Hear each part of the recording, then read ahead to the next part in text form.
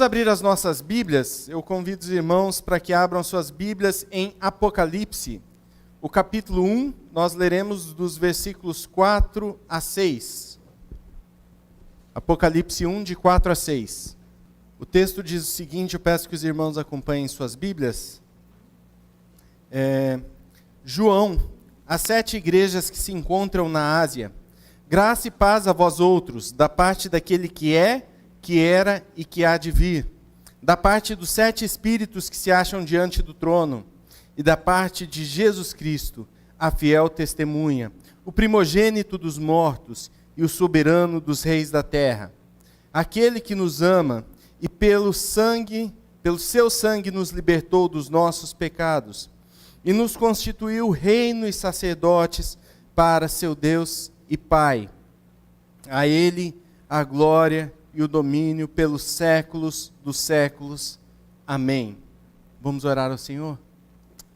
Senhor nosso Deus, nós te louvamos, ó Pai, pela Tua palavra que foi lida e agora será exposta. Nós te pedimos, ó Pai, que o Senhor me use para falar e transmitir aquilo que o Senhor quer à Tua igreja.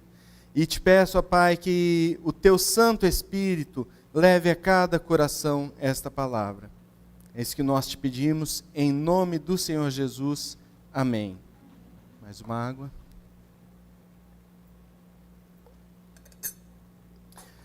Irmãos, hoje, dia 31 de outubro de 2021, nós comemoramos 504 anos da Reforma Protestante.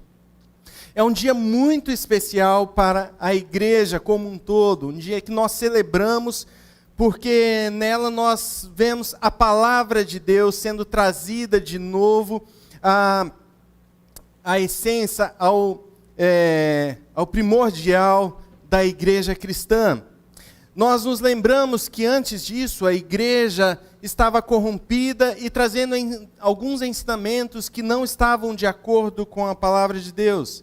Então, no dia 31 de outubro de 1517, Martinho Lutero pregou 95 teses na porta da igreja de Wittenberg, em que ele mostrava os erros daquilo que estava sendo praticado e mostrava também o que as Escrituras falavam a respeito de cada uma dessas coisas. E o que ficou mais marcado desta reforma, que nós sempre lembramos, e aposto que os irmãos viram muitas fotos, imagens, falando dos 5 solas.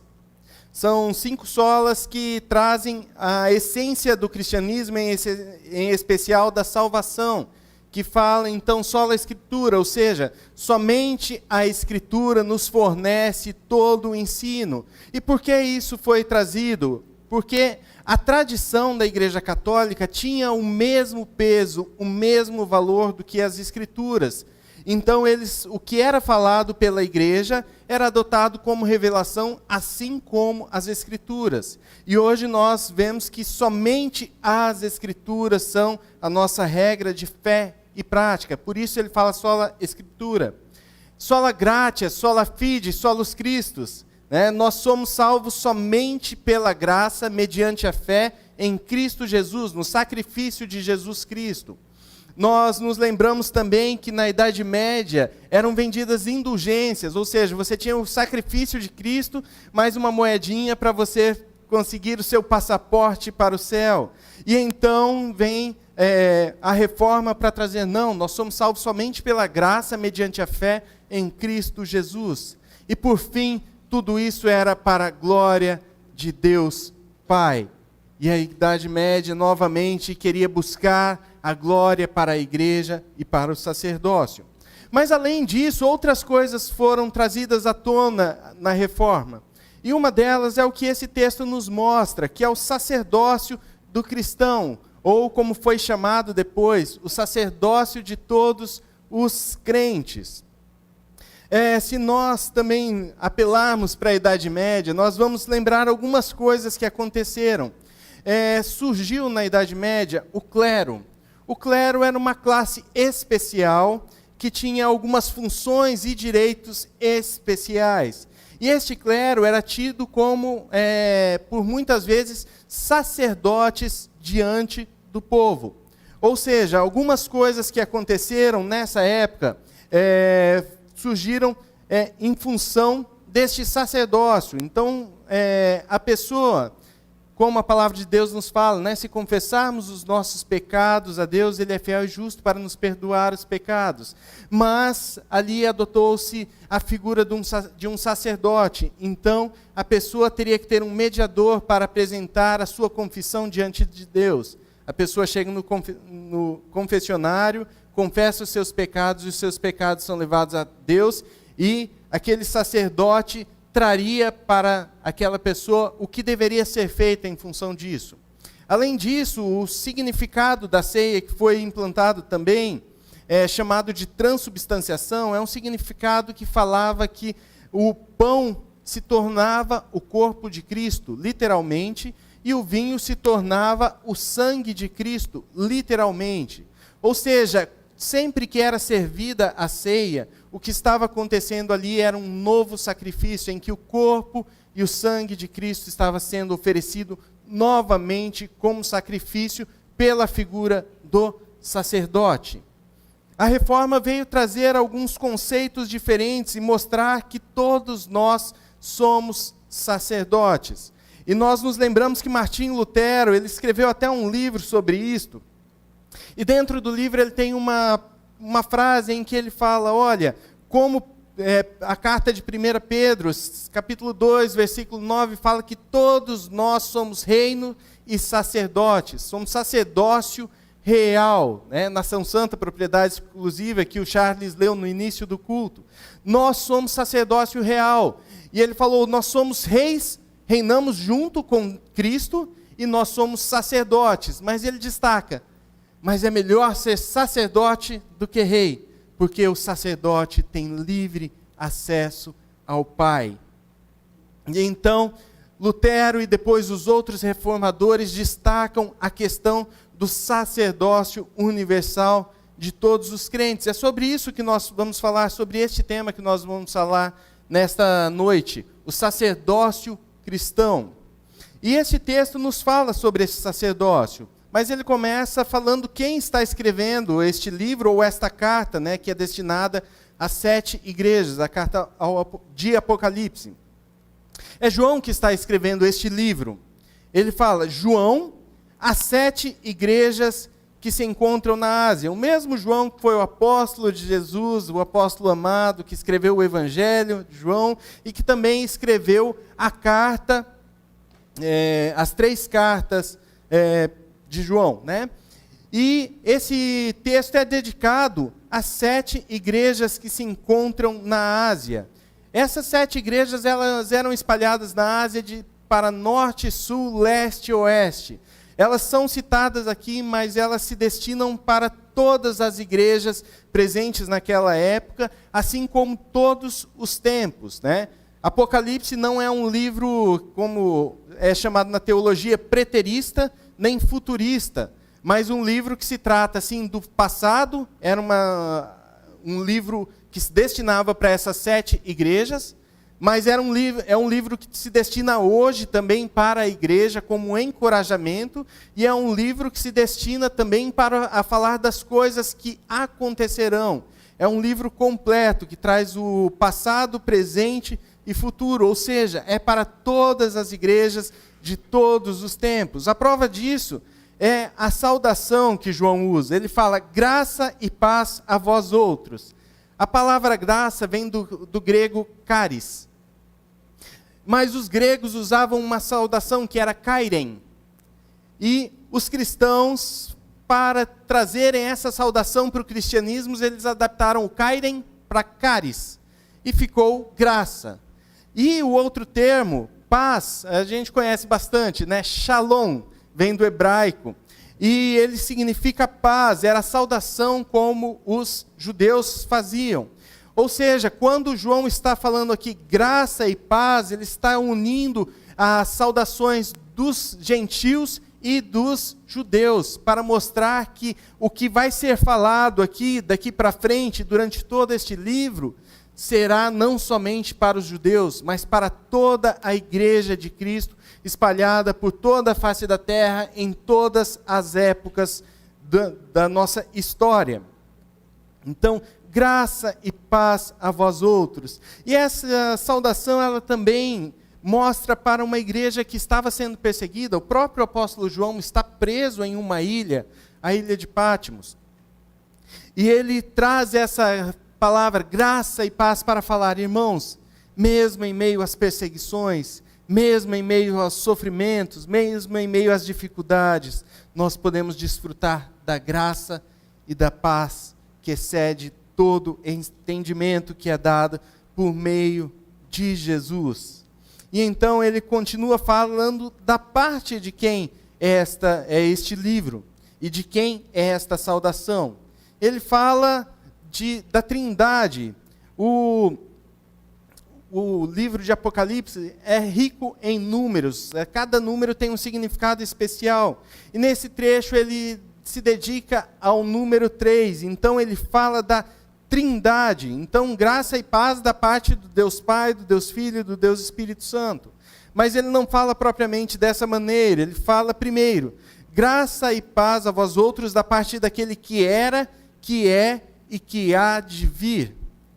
Esse termo é usado muitas vezes para Jesus, mas nesse texto especificamente, ele está destinado ao Deus Pai, aquele que era, que é e que há de vir. Irmãos, quando o apóstolo João fala daquele que era, que é e que há de vir, ele está falando daquele Deus que é o Senhor do tempo, aquele Deus que era antes de tudo existir, quando não havia nada, como ele mesmo diz, eu sou. Antes de haver qualquer coisa, Deus já existia. Antes de haver mundo, antes de ter qualquer coisa se formado, Deus existia. Ele criou todas as coisas, e todas as coisas vieram a surgir pela palavra do seu poder. Tudo veio a surgir por meio daquele que era, que é e que há de vir. Mas ele não foi somente no passado, ele continua sendo hoje, ele continua reinando, ele continua tendo o domínio sobre todas as coisas. Não há nada que fuja do controle do nosso Deus. Essa igreja que estava passando por tribulações neste momento, não estava fora do controle do nosso Deus. A igreja de hoje, que muitas vezes sofre, não está fora do controle do nosso Deus. Mas também é da parte daquele que há de vir, porque ele continuará reinando eternamente. Nós estamos em uma guerra, sim, mas não é uma guerra que nós estamos esperando para saber quem será o vencedor. Nós já sabemos quem é o vencedor. Nosso Deus é vitorioso e Ele nos faz mais que vencedores por meio de Cristo Jesus. Nós podemos ter a plena certeza porque Ele é fiel em cumprir todas as suas promessas. E Ele fala que todas as coisas foram postas debaixo dos pés de Jesus Cristo, que vencerá tudo, e o último inimigo que Ele irá vencer não é o diabo já foi vencido, é a morte. O último inimigo a ser vencido é a morte. 1 Coríntios 15 fala isso. Então, primeiro é da parte do Deus Pai, aquele que era, que é e que há de vir, que tem o controle sobre todas as coisas. Mas ele continua falando que é da parte dos 7 espíritos que se acham diante do seu trono. Estes 7 espíritos refere-se ao Espírito Santo do nosso Deus. Se nós vermos, ele vai falar novamente, citar os 7 espíritos, por exemplo, em Apocalipse 4:5. Do trono saem relâmpagos, vozes e trovões, e diante do trono ardem 7 tochas de fogo, que são os 7 espíritos de Deus. E se você ver aí na sua, ver aí na sua Bíblia mesmo, tá certo? Tá certo, né, Deise? É ver, né? Não é vir. Se você ver na sua Bíblia aí, está escrito espíritos com letra maiúscula, porque são os 7 espíritos de Deus referindo-se ao Espírito Santo. E eles têm 7 tochas de fogo. E se nós nos lembrarmos em Juízes 7, o versículo 20, fala do exército de Gideão, que cada um carregava uma tocha de fogo em sua mão esquerda e gritava, por Deus e por Gideão, nós vamos à batalha. Ou seja, esse Espírito é o Espírito que traz juízo sobre a terra. Jesus veio em sua primeira vinda trazendo graça, e ele virá em sua segunda vinda trazendo juízo. O Espírito Santo trará o juízo da parte de Deus. Então, da parte também do Espírito Santo de Deus. E, por último, da parte de Jesus Cristo. E aqui, novamente, ele usa o número 3 para falar dos 3 ofícios. Não tem um número propriamente, mas são 3 características de Jesus que falam dos 3 ofícios de Deus, de Cristo: profeta, sacerdote e rei. O pastor até queria que cantasse um hino, mas eu não conheço o hino, né? E que fala sobre profeta, sacerdote e rei. E como esse texto fala sobre esse profeta, sacerdote e rei? Primeiro fala que Jesus é a fiel testemunha. Se Jesus é a fiel testemunha, aquele que proclama fielmente o testemunho que é Ele próprio. Ou seja, Jesus é aquele que proclama e ensina as pessoas de acordo com aquilo que Deus, o Pai, quer que Ele ensine. Mas também Ele é testemunha no sentido daquela palavra que eu já falei algumas vezes, mártir, aquele que sofreu o martírio, que sofreu a morte por cada um de nós. Jesus Cristo é esta fiel testemunha. É interessante que, se nós nos lembrarmos em Atos 1:8, Lucas fala, quando Lucas narrando o que Jesus fala, ele fala: vocês serão minhas testemunhas, né? Tanto em Jerusalém, como em toda a Judéia e Samaria, e até os confins da terra. Ou seja, Ele nos envia para sermos também testemunhas, e testemunhas de proclamar e de falar do nome de Cristo, mas também de estar dispostos a sofrer pelo Evangelho, até mesmo o martírio.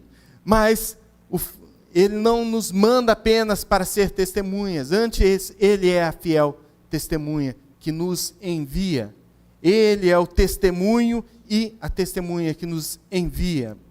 Ele é o primogênito dos mortos, e essa fiel testemunha se refere ao ofício de profeta de Jesus Cristo. Ele também é o primogênito dos mortos, que se refere ao ofício sacerdotal de Cristo. O profeta falava da parte de Deus para o povo. O sacerdote oferecia sacrifícios da parte do povo para Deus. E Jesus é o primogênito dos mortos, porque Ele não é somente aquele que oferece o sacrifício, mas Ele é o próprio sacrifício entregue na cruz por nós.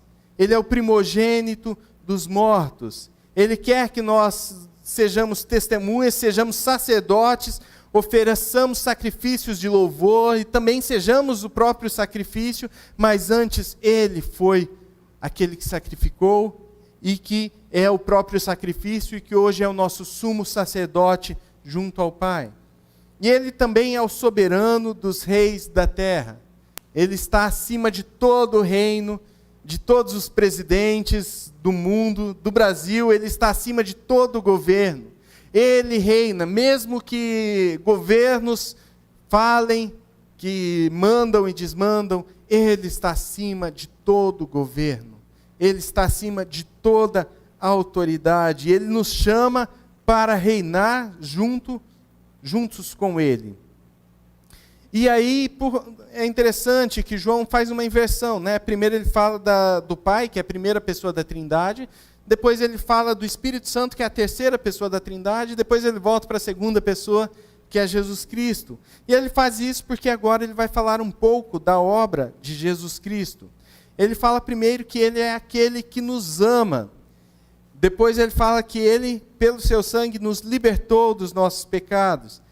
E depois que nos constituiu reino e sacerdotes. São 3 verbos: amar, libertar e constituir. O primeiro verbo fala que Jesus nos ama. Ele nos ama. E é interessante que este verbo está no presente. Se você olhar, é o único desses verbos que está no presente. O presente tem uma ideia de continuidade. Ou seja, Jesus nos amou quando entregou a sua vida, mas Ele continua nos amando e continuará nos amando eternamente. Isso significa, primeiro, que Jesus vive, porque Ele ressuscitou e Ele nos ama. Não tem como um morto amar. Jesus ressuscitou e Ele nos ama com o mesmo amor que Ele teve quando entregou a sua vida por nós. Um amor completo, um perfeito amor, o amor que lança fora todo o medo. Este é o amor de Jesus Cristo por cada um de nós, que deu a sua vida e continua nos amando com a mesma intensidade, com o mesmo amor. E continuará nos amando dessa maneira por toda a eternidade. Como é bom desfrutar deste maravilhoso amor de Jesus Cristo. E Ele fala que pelo seu sangue Ele nos libertou. Aí já está no passado. E a ideia aqui é um passado pontual, algo que já aconteceu e acabou. Ou seja, Ele nos libertou, Ele não continua nos libertando. Ele nos libertou uma vez só quando Ele ofereceu o seu sacrifício. Então, quando nós reconhecemos a nossa pecaminosidade e nos entregamos a Jesus Cristo, reconhecendo-o como único Senhor e Salvador da nossa vida, nós somos totalmente libertos do pecado. Queridos, nós não somos mais escravos do pecado. Ele venceu o pecado de forma que nós não temos a escravidão ao pecado. Mas nós continuamos, muitas vezes, pecando. Nós pecamos e hoje, diferentemente do que acontecia antigamente, nós nos entristecemos com os nossos pecados. Porque isso não faz mais parte da nossa vida. Nós nos entregamos a Jesus e o pecado, quando acontece em nossa vida, é algo que nos entristece, que nos faz sofrer. Mas Jesus, Ele é o nosso advogado diante do Pai. E quando nós pecamos, Ele vai lá e fala com Deus Pai: olha, o Senhor não pode cobrar dele, porque o Senhor já cobrou de mim na cruz. O Senhor é justo. E sendo justo, o Senhor cobra o pecado uma única vez. E Deus Pai, com todo amor, com toda alegria, fala assim: foi cobrado na cruz, Ele está perdoado. Por isso, se nós confessarmos os nossos pecados, Ele é fiel e justo para nos perdoar os pecados e nos purificar de toda injustiça. Como é maravilhoso saber que nós já fomos libertos do pecado, que nós não somos mais escravos. E o texto continua nos falando que Ele nos constituiu reino e sacerdotes para o seu Deus e Pai.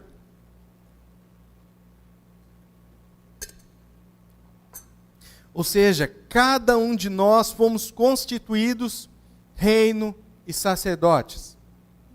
Cada um de nós reinamos junto com Deus Pai. Com Jesus Cristo. Ele nos chama para reinar, não somos apenas súditos, mas nós reinamos junto com Cristo.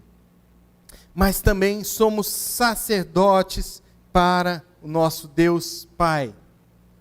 E aí, lembrando o que Lutero falou, é melhor ser sacerdote do que rei, porque como sacerdote nós podemos nos achegar a Deus. Eu quero destacar alguns textos que vão falar sobre o sacerdócio, sobre sermos sacerdotes. E o primeiro é o texto que o pastor Noedi leu em Hebreus 4, de 14 a 15, que diz o seguinte: tendo, pois, a Jesus, o Filho de Deus, como grande sumo sacerdote, que penetrou os céus, conservemos firmes a nossa confissão, porque não temos um sumo sacerdote que não possa compadecer-se das nossas fraquezas.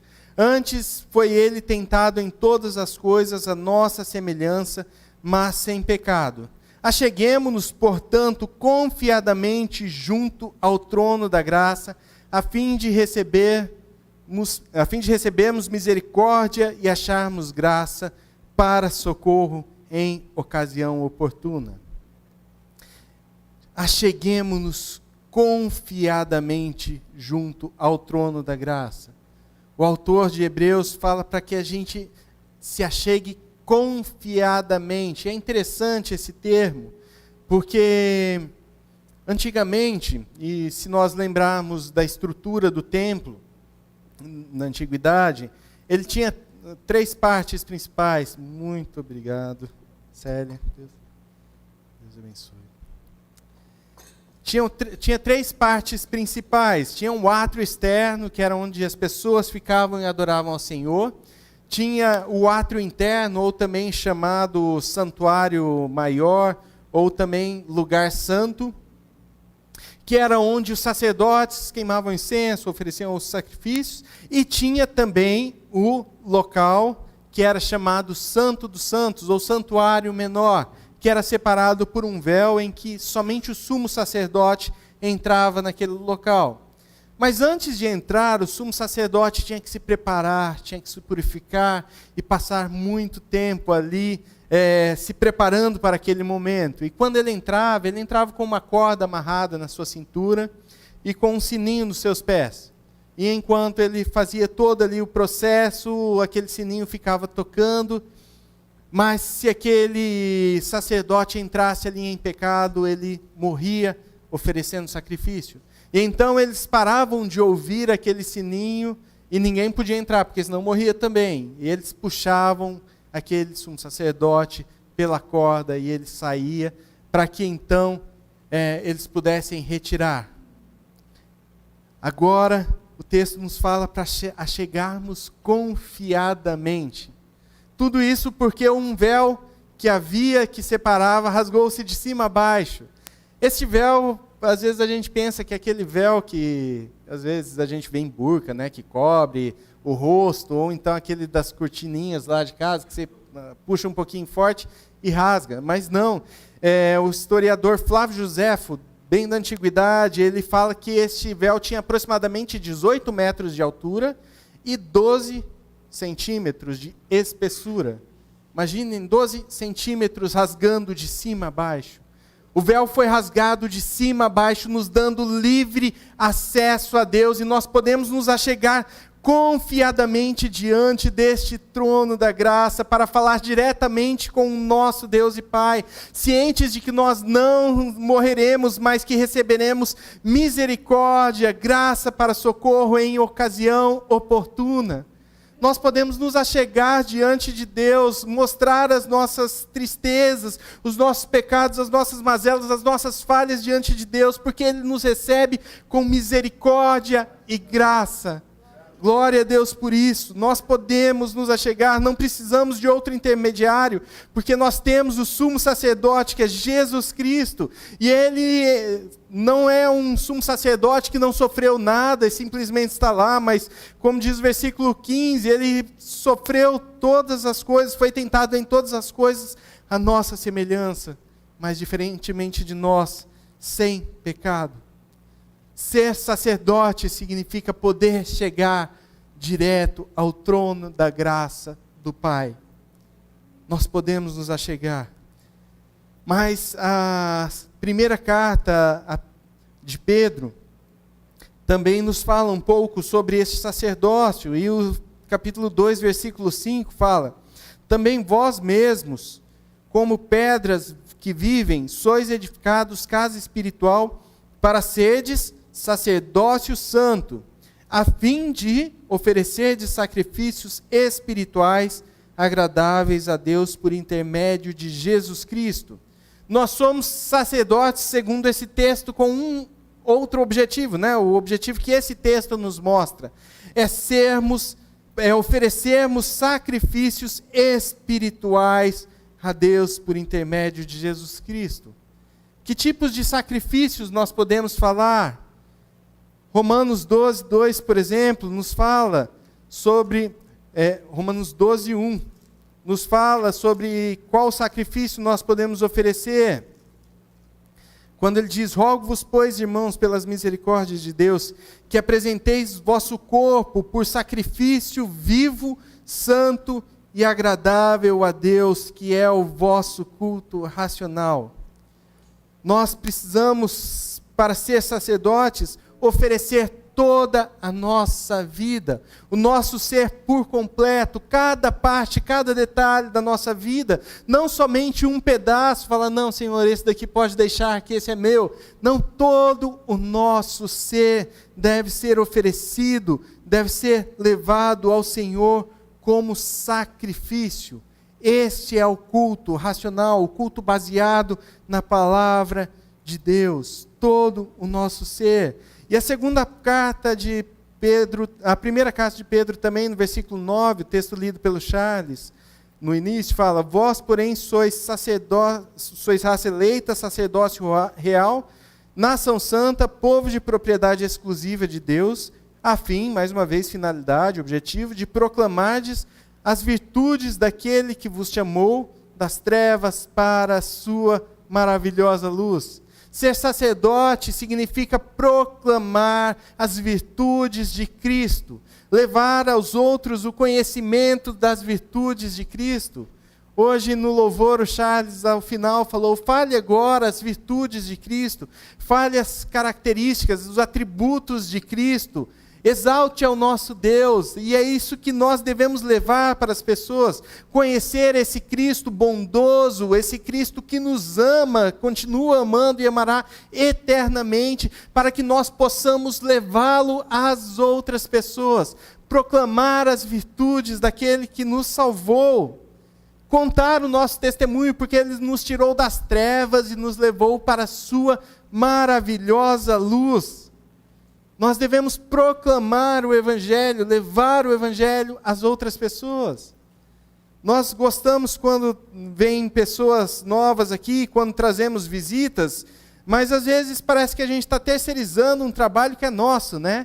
Vou levar lá, porque daí o pastor vai lá e fala e prega, isso é bênção também.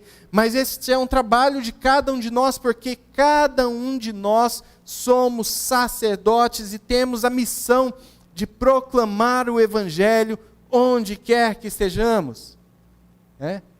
Nós, como pastores, temos acesso a um número limitado de pessoas e levamos o Evangelho a essas pessoas.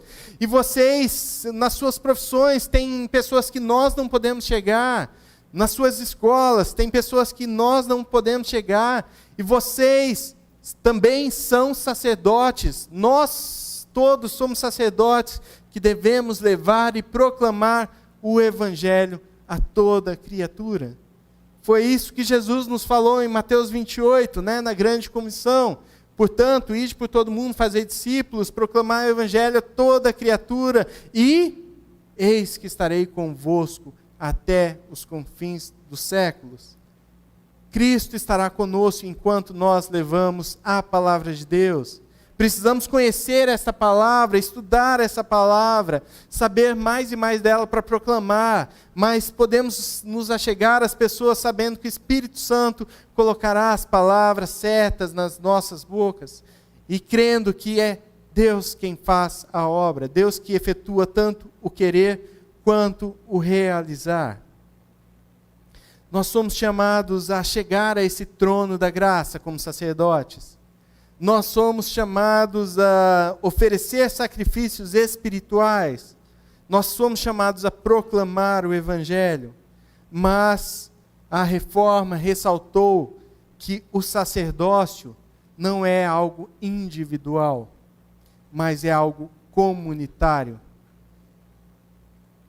Lutero sempre falou, e os outros reformadores reforçaram, que nós somos sacerdotes uns para com os outros, para estar juntos uns com os outros, para edificarmos uns aos outros, para servirmos uns aos outros e uns com os outros. Cada um de nós somos chamados a fazer isso. Nós temos tido o culto online, que é uma bênção, e aos irmãos que estão aí, é uma bênção poder estar aqui, poder ouvir a palavra de Deus e cultuar juntos. Mas nós não podemos nos limitar a isso, porque nós somos chamados para ser comunidade. Nós somos chamados para estarmos juntos uns com os outros, para levarmos a palavra de Deus uns para os outros, para servirmos uns com os outros. Nós precisamos estar uns com os outros para poder ver as tristezas, ver os sofrimentos, e para também sermos acolhidos quando nós passamos por dificuldades, por sofrimentos. Muitas vezes nós estamos tristes mas ninguém percebe porque não estamos juntos. Quando nós nos aproximamos uns dos outros, podemos ver as tristezas, o choro, o sofrer, e podemos caminhar juntos, levar as pessoas junto conosco. E também, quando nós passamos por tristezas, nós somos socorridos e fortalecidos pelos nossos irmãos. Nós precisamos uns dos outros. Nós precisamos de estar em comunidade. Isso faz parte do nosso sacerdócio. Somos sacerdotes uns para com os outros.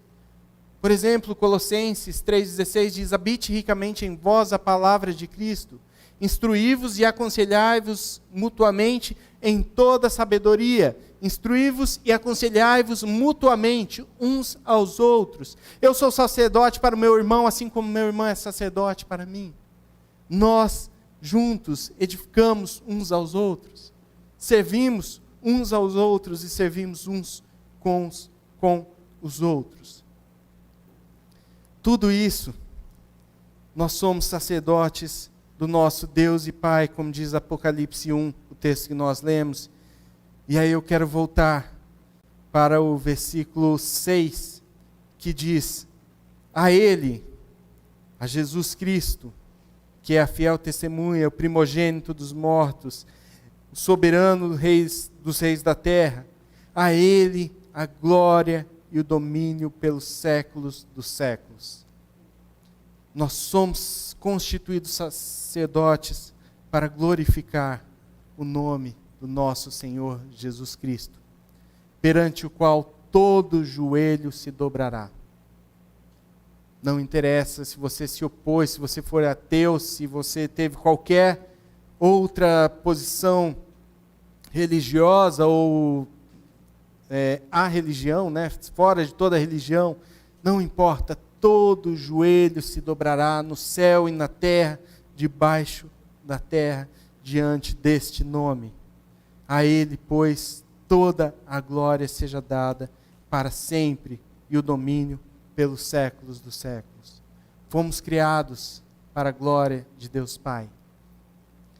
E para isso nós vivemos, e quando nós vivemos para a glória dele, nós vivemos perfeitamente o objetivo para o qual Deus nos fez. E assim nós somos plenamente satisfeitos. E que nós sempre glorifiquemos a este Jesus que nos ama, que nos libertou dos pecados, que nos transportou das trevas para a sua maravilhosa luz, e que nos constituiu reino e sacerdotes para nosso Deus e Pai, para o louvor e glória de Cristo. Vamos orar ao nosso Deus? Senhor nosso Deus, nós te louvamos, ó Pai, porque o Senhor é aquele que era, que é e que há de vir. O Deus Todo-Poderoso que tem o controle do tempo, que tem o controle de toda a história. Nada foge das tuas mãos. Nós louvamos ao Espírito Santo, que é representado nesse texto pelos 7 Espíritos. Aquele que sim trará juízo, mas também aquele que traz consolo, conforto, que está conosco em todos os momentos, que está conosco para nos fazer testemunhas, para nos levar para testemunhar. Nós adoramos ao Espírito Santo, nós adoramos a Jesus Cristo, o Filho, que é profeta, sacerdote e rei. Nós o adoramos porque Ele nos ama, porque Ele nos libertou, porque Ele nos constituiu reino e sacerdote. A Ti, Deus Trino e Deus único Deus, nós adoramos. E nós, como sacerdotes constituídos por Cristo, nos achegamos confiadamente a Ti, ó Pai, ao trono da graça, crendo que receberemos sempre a Tua graça e a Tua misericórdia. Nós Te louvamos, nós nos achegamos a Ti, ó Pai, também oferecendo a nós mesmos como sacrifícios. Nós também, ó Pai, Te louvamos, porque o Senhor nos dá o privilégio de proclamar a Tua palavra. Como sacerdotes, sermos proclamadores da palavra de Deus. Nós te louvamos porque isso é algo que os anjos ansiavam fazer, mas este privilégio foi dado para cada um de nós. Nós te louvamos, ó Pai, porque somos sacerdotes uns dos outros e porque podemos acolher uns aos outros nas dores, nas dificuldades, podemos interceder uns pelos outros, podemos servir uns aos outros e uns com os outros. Nós te louvamos porque é um privilégio ter sido constituídos sacerdotes, reino, para o teu louvor e para a tua glória. Queremos glorificar o teu santo nome através das nossas vidas. Nós te pedimos isso. Aceita a nossa vida como sacrifício vivo, santo e agradável. Em nome do Senhor Jesus. Amém.